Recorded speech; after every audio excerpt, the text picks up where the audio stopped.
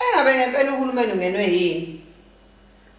Uhlulo ukwenza izinto ezibalekile kulelizwe bese sitshela ukuthi usekhipha umthetho ukuthi manje mesishaya ingane thina sesizoboshwa.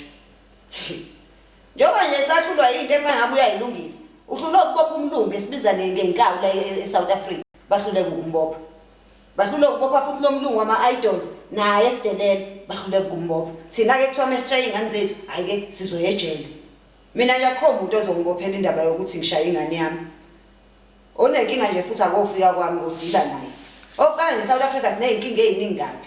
Uhulumeni nje kusafana akasidile nje namaphoyisa. Asexa kokujaha abafana benyawo phela. Azofuna ukubophana nathi. Angithi asindwa imkhaba yahluleka ukujaha abantu benyawo.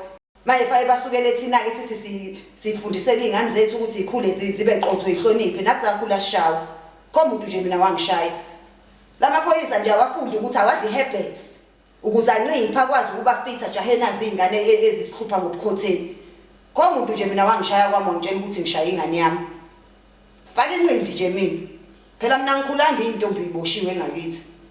Shaya insizwa ngishaya ntombi. Aboke bazame ke nje bathi bazakwami bazongishayela ukuthi ngishaya ingane yami. Ngabe bayayona. Hayi. Futhi ngempela mhlawumbe besho kulezi izingane azodla ngemali yeqolo. Thina nje sisebenza kanzima kayilokothe zethu. Singadlala uhulumeni la. Esanenkinga eziningi kangaka. Akaholi khokhe imali yena le yasenkandla. Ayeke ukulokho ezoshayela thina imithetho emzini yethu.